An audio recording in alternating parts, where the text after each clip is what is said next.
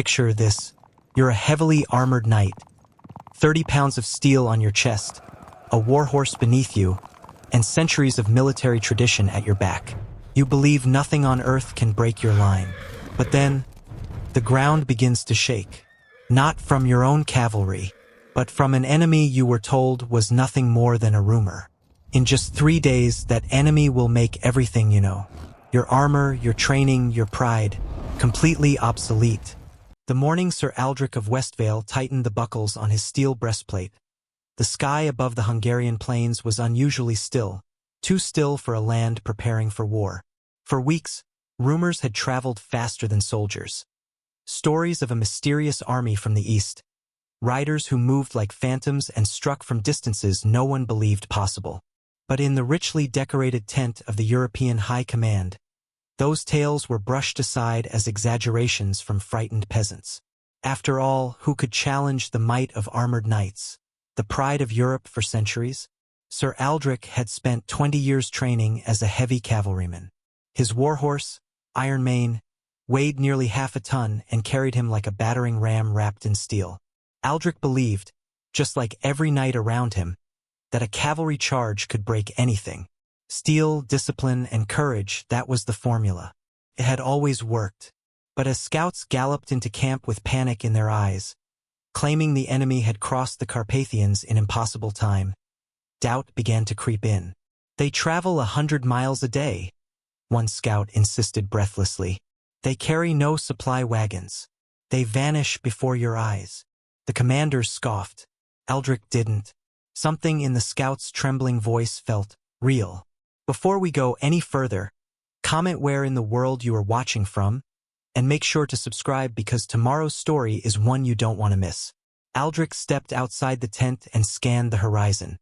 The plains stretched endlessly, shimmering under the cold spring light. His fellow knights boasted loudly about how they would crush these so-called steppe riders. But Aldric couldn't shake the tension tightening in his chest. He had fought many battles, but never an enemy so unknown, so unfathomable, so silent. That silence shattered when a distant thunder rolled across the plains. Hoofbeats, thousands of them. Aldric mounted Iron Mane, raised his visor, and finally saw them. Small figures at first, but moving impossibly fast, with a fluid grace nothing like the armored cavalry of Europe. They didn't form neat lines. They didn't slow down. They didn't behave like any army he had studied. And when the first volley of arrows arced through the sky, farther, faster, and more precise than anything Europe could produce, Aldric realized the awful truth. This was not an ordinary enemy. This was a storm. The army that terrified Europe. The first real glimpse of the enemy came just after noon. Sir Aldric squinted into the pale light, his gloved hand resting on Iron Mane's neck as a gray haze climbed into the sky at the far edge of the plain. At first, it looked like a low cloud drifting across the horizon. Then, as the ground beneath his horse began to faintly tremble, he realized it wasn't the sky moving. It was the earth. Riders, someone muttered behind him. Aldric raised the visor of his helmet. He wanted to see clearly. Rumors had painted a dozen different pictures of these invaders. Giants with demon faces, savages covered in furs, barbarians who screamed like animals. But the shapes that emerged from the dust didn't match any of those stories. They were smaller than he expected, lean, wrapped in layered leather and fur instead of steel. Their horses were compact, sturdy, nothing like the massive war horses of the European knights. And yet, as they advanced, there was something deeply unsettling about them. They didn't move like a marching army. They flowed. Hundreds, then thousands of horsemen spread across the plain, not in rigid blocks or straight lines, but in loose clusters that constantly shifted and adjusted as if guided by an invisible current. No baggage train, no lumbering wagons, no siege towers, just riders and horses, carrying everything they needed on their backs. Where are their supplies? One knight scoffed. They can't fight for long without food. Aldric wasn't so sure. There was no hesitation in those riders. No anxiety. No sign they considered this a gamble. If anything, they looked comfortable. At home. Trumpets blared behind him. The European commanders rode up and down the line, shouting orders. Standards were raised, banners unfurled. Gold lions, black eagles, silver crosses glinting in the light. The familiar ritual of forming up for battle gave the knights a sense of control. "Hold steady," Aldric's commander called. "We'll crush them under a proper charge. Let them come to us." But the enemy didn't seem interested in proper. They didn't slow as they came into view. Instead, they began to spread even wider, stretching across the front like an ever-growing arc. A horn sounded from somewhere deep within their ranks, and the whole formation tilted slightly, rotating around an unseen center. "What are they doing?" one of Aldric's younger comrades muttered. "Looking for an edge," Aldric replied quietly. "Or making one." Then, for the first time he heard it, the eerie rising sound of their voices. Not a chant, not a hymn. Short bursts of calls, whistles, and shouts traded back and forth across the ranks. Signals, he realized. They were talking to each other over the thunder of hooves. The enemy was close enough now that Aldric could make out faces. Calm, focused, eyes narrowed, scanning, calculating. No one held a lance. No one carried a shield as big as a door. Instead, nearly every rider had a bow resting easily in his hand. A shiver traced down Aldric's spine. He had seen archers before, of course. Longbowmen, crossbowmen, men who planted their feet and fired from behind cover while knights like him took the glory in the charge. But he had never seen an army where the cavalry carried the bows. One of the Mongol riders, Aldric didn't yet know the name of this people, but he would soon enough, lifted his bow and drew it in a single smooth motion. The distance was still great. Too great, Aldric thought, until the man released. The arrow rose into the air, shrank to a speck, then descended and thudded into the ground less than 20 yards in front of the European line. A murmur rippled through the knights. "That's impossible," someone breathed. It wasn't. It was a demonstration. The rider had fired from a full gallop, at a distance Aldric associated with catapults, not men. And judging from the relaxed posture of the others, it hadn't even been a serious attempt. He wasn't sure when the feeling fully settled in, but somewhere between the rising dust and that first arrow, Aldric understood something important. They were not facing a ragged horde. They were facing a weaponized storm of speed, coordination, and confidence. An army that had come here not to test itself, but to demonstrate what it already knew. The old rules did not apply anymore. Trained from childhood. That night, the European camp buzzed with nervous conversation. They hadn't yet fully engaged the enemy, but the brief exchanges of arrows at the edge of bow range had left several men dead and wounded, and the psychological impact was far greater than the casualties. Knights who had once laughed at tales of Eastern horsemen now stared silently into the campfires. Aldric sat on an overturned barrel, working a rag along the neck of his horse. Iron Mane stamped and snorted, unsettled by the strange scent on the wind. "They shouldn't be able to hit us from that far," said Tomas, a young squire barely past 20. He stared at the bandage wrapped around his upper arm, where a long, narrow arrow had punched through his mail as if it were cloth. "That shot came from what? 200, 300 yards. Farther," Aldric replied. "And he wasn't even aiming at you." "How do you know?" "Because if he had been, you'd be dead." Tomas swallowed hard and looked down. Aldric wasn't trying to frighten him, but he'd learned long ago that facing the truth was better than clinging to comforting illusions. And the truth was becoming more obvious by the hour. They were up against men who had been preparing for this kind of warfare their whole lives.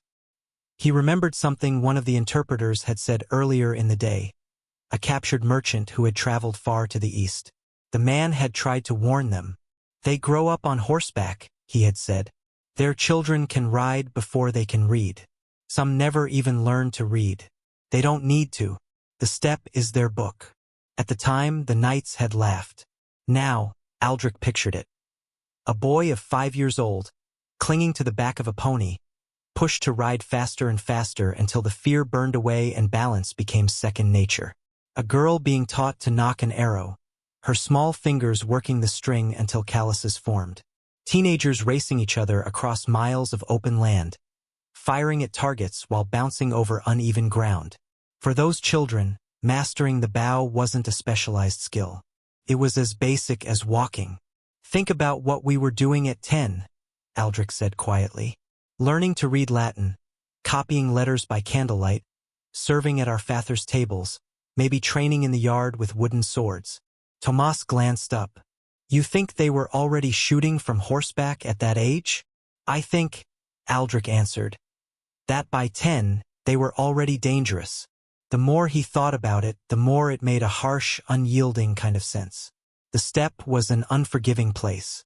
No stone castles, no walled cities, just open land, hard winters, and constant movement.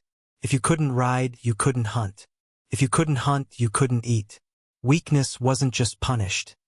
It was filtered out of the bloodline. There was no off-season for these warriors. Their everyday life was training. He imagined a young Mongol boy, waking before dawn, his breath steaming in the bitter cold as he followed his father out onto the grasslands. No grand speeches, no ceremony, just a bow shoved into his hand and a simple instruction. "Don't miss. We need that meat." Every failure had consequences. Every shot mattered. Aldric thought of his own training, hours in the tilt yard running practice charges against wooden targets. Hard work, yes, bruises, falls, but there had always been food afterward, always a warm bed, always the safety of stone walls and servants. For the men out there on the plain, safety didn't exist. Only preparation. Tomas broke the silence. "Do you think they feel fear?" "Of course," Aldric replied. "Only fools don't feel fear, but they've learned to ride with it, to shoot with it, to live with it." He paused, then added quietly, "We're afraid of losing battles. They're afraid of failing the people who depend on them to survive. That's different." The fire crackled between them. In that moment, Aldric realized that the gap between them and their enemy wasn't measured in numbers or weapons alone. It was measured in years, lifetimes of conditioning. Europe had built a warrior class. The steppe had built a warrior culture. And tomorrow those two worlds would collide. The secret weapon, the composite bow. Dawn broke cold and pale. The sky streaked with faint lines of pink as the sun climbed reluctantly over the horizon. A thin crust of frost clung to the grass, crunching under boots and hooves as the European forces formed up again. Aldric could see his breath as he adjusted his helmet. The metal chilled from the night air. Across the plain, the enemy was already in motion. They hadn't waited for orders, hadn't lingered over breakfast, or rolled slowly out of bed. By the time the first rays of light touched the earth, Mongol riders were already testing the distances, trotting in loose arcs, their silhouettes dark against the rising sun. A couple of captured arrows lay on a barrel beside Aldric, taken from a knight who'd been killed the day before. He picked one up now, turning it in his hand. It was different from the arrows he knew. Shorter, slightly thicker, perfectly straight. The shaft was polished smooth, the fletching tight and clean. The head was narrow and cruel, forged to punch through armor gaps, layered cloth, even bone. But it was the bow that truly bothered him. One of the infantry archers had tried to string one of the captured bows the previous night, to test its pull.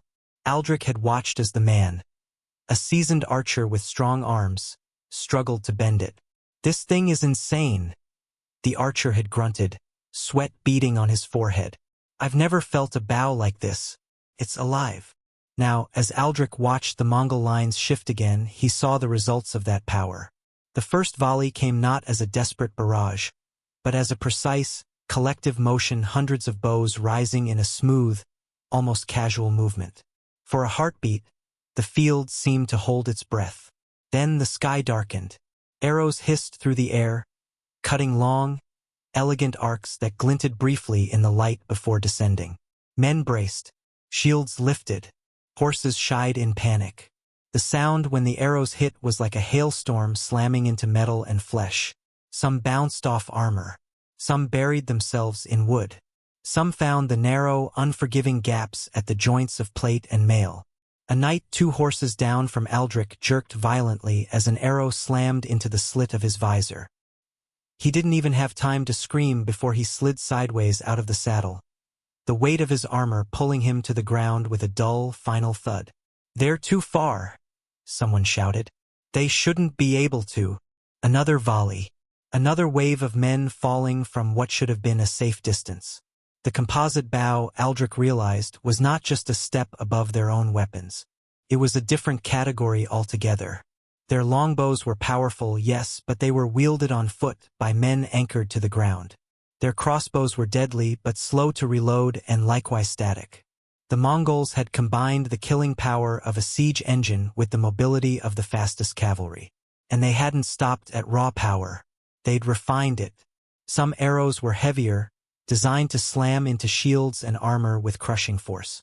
Others were lighter, made to travel incredible distances, harassing and exhausting the enemy. There were even rumors of whistling arrows used to signal and sow panic, though Aldric hadn't heard them yet. What he had heard were the cries of wounded men being pulled to the rear, and the unnerving calm of the enemy as they continued to ride, loose, and ride again. Aldric ran a hand along Ironmane's neck, feeling the horse tremble. "It's all right," he whispered. "We just have to reach them.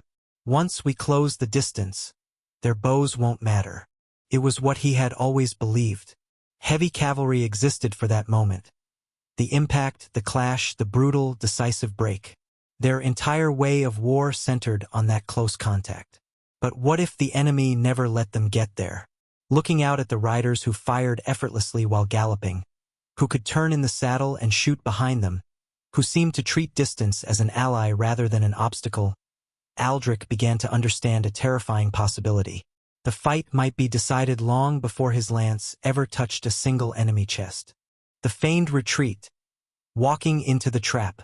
The second day's battle began with a familiar pattern. The Mongols advanced, fired, and wheeled away, circling like vultures probing a dying animal. The European commanders grew increasingly frustrated. This wasn't how battles were supposed to work. There was no firm clash of lines, no clear engagement, no moment where one side could truly measure itself against the other. "This is cowardice," one lord snarled. "They nip and run like dogs. Let us at them." The third wave of arrows drew closer than before. A young knight near the front lost his horse, the animal collapsing under him with an arrow lodged deep in its chest. He stumbled to his feet, shaking with rage, and shook his sword at the riders. "Face us," he screamed. "Fight like men." As if in answer, the Mongols began to pull back. Not in a panicked scramble. Not in a chaotic rout. They turned their horses almost as one and began to retreat at a controlled, measured pace, firing a few parting shots but clearly moving away. A ripple of excitement passed through the European ranks. "They're breaking," someone shouted. Aldric frowned. "No, they're not," he muttered. "They're too organized. Look at their spacing. Look at their—" The order cut across his thoughts like a knife. "Charge!" Trumpets blared. The front ranks of knights lowered their lances. Horses snorted and pawed the ground, eager to run. Years of training snapped into place like a sprung trap, but this time the trap was their own. Aldric felt Ironmane surge forward with the others, the thunder of hooves pounding through his armor, rattling his bones. Dust exploded beneath them. The world narrowed to the tunnel of his visor, the shrinking distance between himself and the retreating enemy. He should have felt glorious. This was what he had been born for, what he had trained for. The full force of armored cavalry unleashed in a devastating charge. But something was wrong. The enemy didn't crumble. They didn't scatter in terror. They simply kept moving, always just out of reach, like a mirage that receded the closer you came. The European formation began to stretch. Knights in the front, spurred on by adrenaline and the illusion of a collapsing enemy, pushed harder. Those in the rear struggled to keep up. Gaps opened. Tight ranks loosened into a ragged line, then a long, trailing column. Aldric glanced left and right. The banners that had once flown in a neat row were now scattered, bobbing unevenly across the field. "Pull back!" he shouted to the men nearest him. "Stay tight. Don't let them string us out." But his voice was one of many, lost in the roar. Ahead, the enemy slowed slightly, just enough to tempt them further. A few riders looked back, feigning panic, waving their arms as if urging their comrades to flee faster. It was a performance, and the audience was buying it. Arrows began to fall again. This time, they came from behind the retreating force. Backward shots fired flawlessly over the shoulders of riders who never stopped moving. Men and horses cried out, stumbling, tumbling, colliding with those behind them. The charge faltered, tripped by invisible obstacles of panic and blood. Aldric watched in horror as the retreating line of Mongols suddenly split. Half veered left, half veered right, and from both flanks, as if conjured from the earth itself, fresh riders appeared, men who had been waiting unseen, just beyond the edge of the knight's narrowed vision. They swept inward. The long, overextended European column found itself under fire from three directions at once: front, left, and right. Knights tried to wheel their heavy horses around, but the animals were exhausted from the sprint. Lances became useless burdens. Swords were drawn, but there was nothing to swing at but empty air and shadows that never stopped moving. "Form up! Form up!" someone bellowed. Aldric tried to obey, pulling Iron Mane to the side, searching desperately for a banner to rally around. But all he could see were fragmented clusters of men fending for themselves, turning in circles, trying to shield their faces from arrows that seemed to come from everywhere. The realization hit him with a cold, sinking clarity. They hadn't chased a broken army. They had galloped straight into the jaws of a trap. Why European knights couldn't adapt? In the chaos that followed, all the weaknesses of the European army were laid bare. Heavy armor, once a symbol of invincibility, now became a liability. Knights struggled to maneuver in churned-up ground, their horses slipping on blood-slick grass as they tried to pivot under fire. The very weight that had allowed them to smash through infantry lines now dragged them down like an anchor. Aldric watched a fellow knight try to dismount after his horse collapsed under him. It took 2 agonizing minutes for the man to unfasten enough straps to free himself. By the time he staggered upright, gasping, 3 arrows were already lodged in his chest. The infantry, who might have formed a solid wall under other circumstances, were too far behind to intervene. They had been left in the dust by the charging knights, and now trudged forward in disarray, unsure where to go or who to support. The battle had outrun them. European tactics were built around fixed points, lines, formations, anchors on the battlefield. But there was no fixed point anymore. The enemy refused to stand still long enough to be properly engaged. "Where is the line?" Tomas shouted, voice raw with panic as he rode up beside Aldric. "There is no line," Aldric answered grimly. "Not for us. For them, the whole field is the line." Every time a cluster of knights tried to regroup, a rain of arrows scattered them again. Riders who broke off to chase a group of Mongols found themselves suddenly alone, drawn farther and farther from any support, then picked off like isolated targets in a hunt. The European commanders tried to send orders, but messengers could barely navigate the chaos. Banners fell. Horns were drowned out by screams, hooves, and the unsettling, constant whine of arrows cutting the air. It wasn't just their equipment working against them. It was their mindset.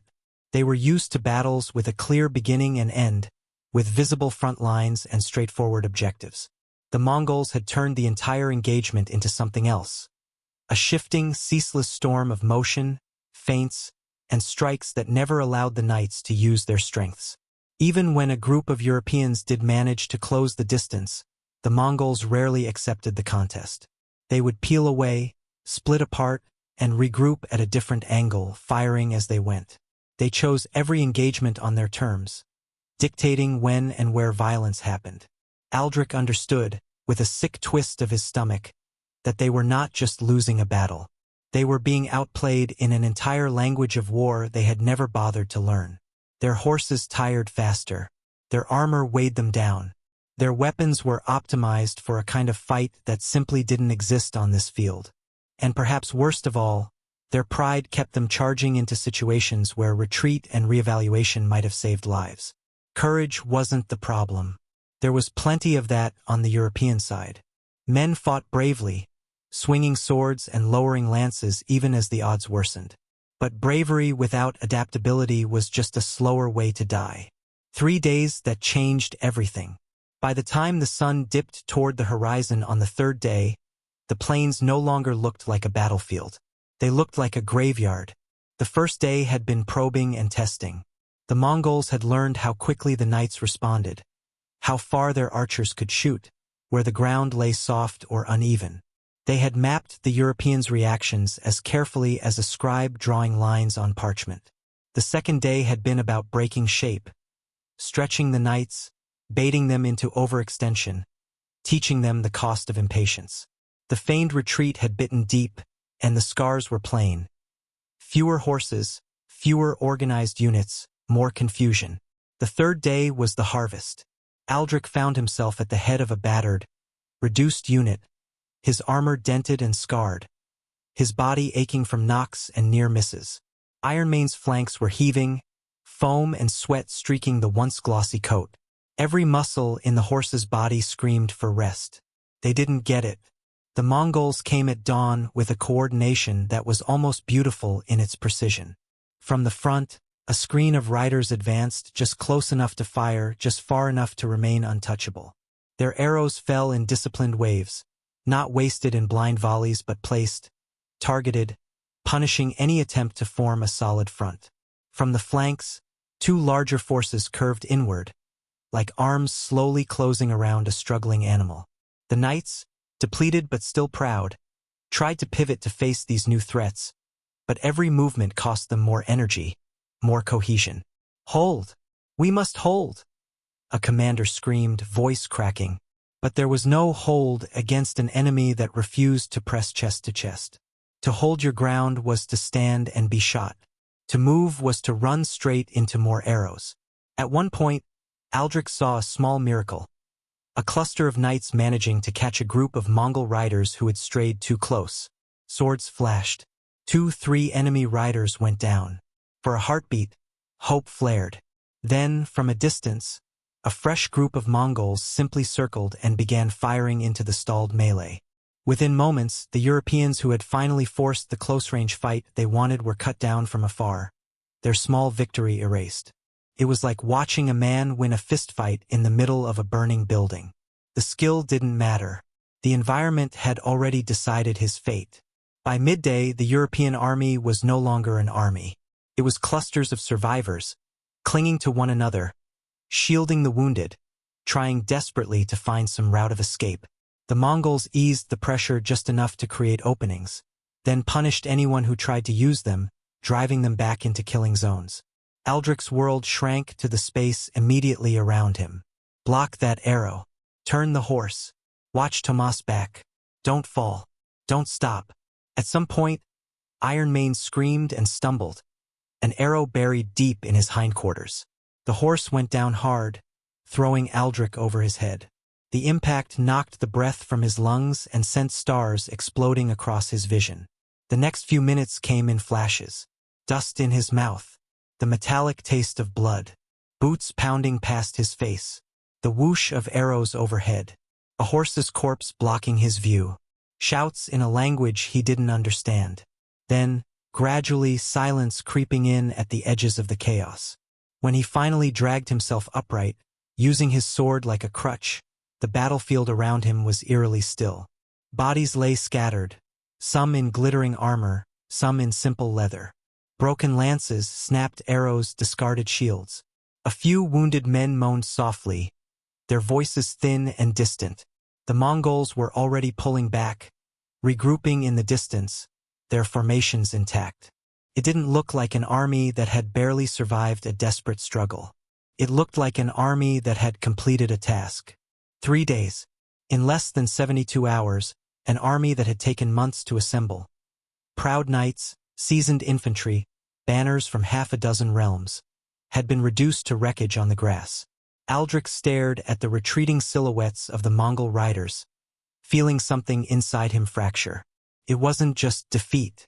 He had tasted defeat before on smaller scales in skirmishes and campaigns where fortune had turned. This was different. This felt like standing at the edge of an era and realizing, too late, that it had already ended. The lessons written in blood. The wind moved softly across the plains, brushing the grass in long, shivering waves. It was the same land where thousands of hooves had thundered only hours earlier, but now the silence was suffocating, heavy with the truth that the world had shifted. Sir Aldric pushed himself upright, pain flaring in his ribs. His armor felt impossibly heavy, each breath catching on bruised bone.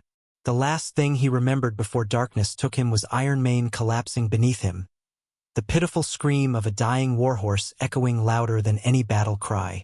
Now there was only stillness. He staggered forward through the wreckage. Bodies lay in twisted shapes, glittering metal catching the weak afternoon sunlight. The armor that once symbolized power now looked like the broken shell of some extinct creature, an artifact of a world that no longer existed. Aldric wasn't searching for survivors. Not really.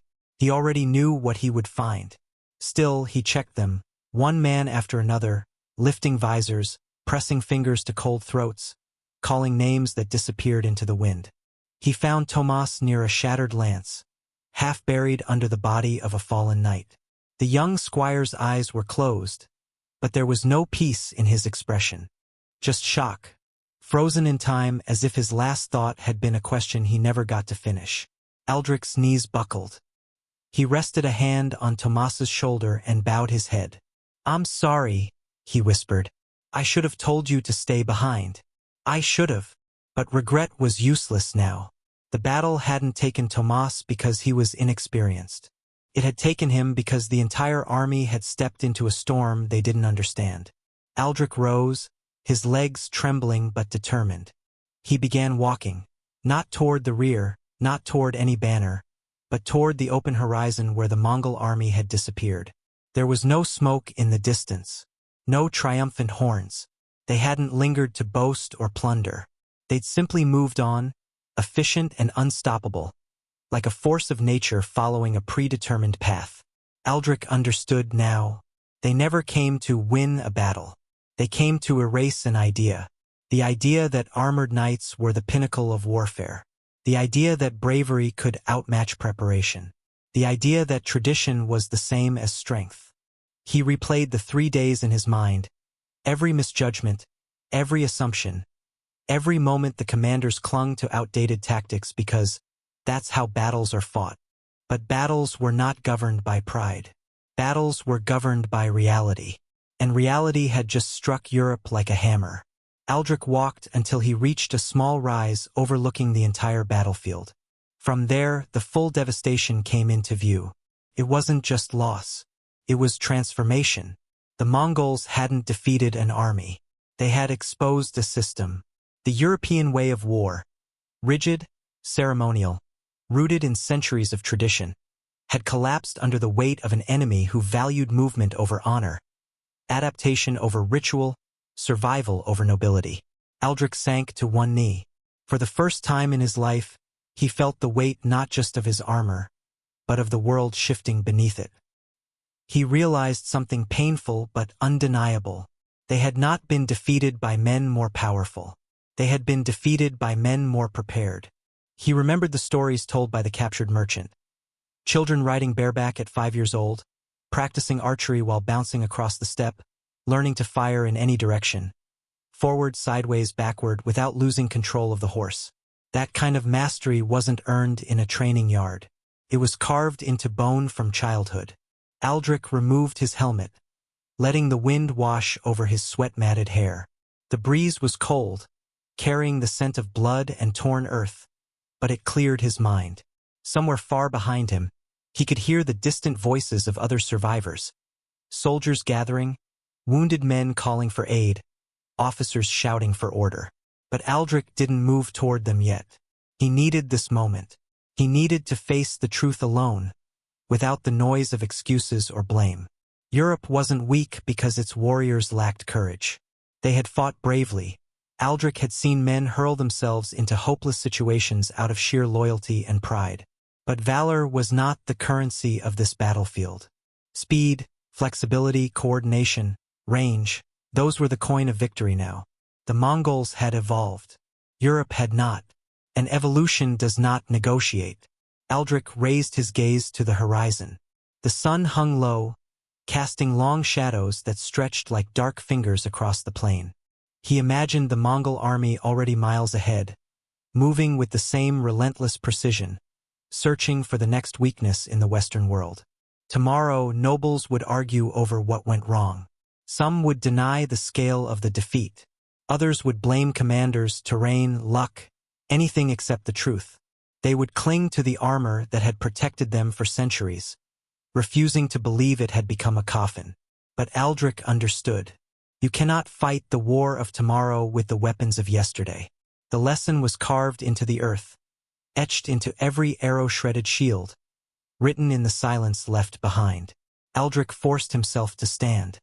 He slid his dented helmet under his arm, squared his shoulders, and turned back toward the scattered survivors. There were men to lead, wounded to rescue, commanders to report to. But more importantly, there was a warning to carry. Not just for generals, not just for kings, for all of Europe. He walked toward the remnants of his army, each step steadier than the last. The world had changed in 3 days. The question now was whether Europe would change with it, or be buried beneath the next storm that rolled out of the east. History is more than battles. It's a mirror that reflects who we are, how we lead, how we adapt, and how we respond when everything familiar suddenly stops working. The fall of the European knights wasn't truly about weapons or armor. It wasn't even about the Mongols being stronger. What changed everything was a clash between two mindsets. Europe fought with rigid traditions, believing honor and courage alone would decide the day. The Mongols fought with flexibility, lifelong training, and a willingness to abandon old patterns the moment they stopped working. And that's the real lesson.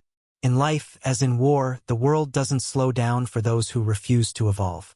You can be brave, disciplined, and determined, but if you cling to outdated methods, someone faster, sharper, or more adaptive will pass you by. Innovation beats tradition. Preparation beats pride. Adaptation beats strength. The Mongol warriors remind us that mastery is built long before the moment it's needed. Those years of training, the willingness to learn from failure, the constant push to improve, those are the things that turn ordinary people into forces that reshape history. Meanwhile, Sir Aldric's story reminds us that even the strongest can shatter when the world changes and they don't. So the deeper message is this: never assume what worked yesterday will save you tomorrow. Whether in business, relationships, or personal growth, survival belongs to those who evolve before they are forced to. History may not repeat itself exactly, but its warnings echo loudly. And this one says, move with the storm or be destroyed by it. If you enjoyed this story and want more historical deep dives told in the cinematic style, make sure to hit like, subscribe, and share it with someone who loves epic real-world battles. I also want to hear from you. Backhand index pointing right, what do you think was the single biggest reason the European knights fell? Was it the Mongols' mobility, their childhood training, their tactics? Or was Europe simply too proud to see the future coming? Drop your thoughts in the comments. I read every one of them. And if you're curious about what happened next in this part of the world, tomorrow's video will take you into another shocking moment when an entire empire collapsed before it even realized it was under attack. So stay tuned, because the next story is one you definitely don't want to miss.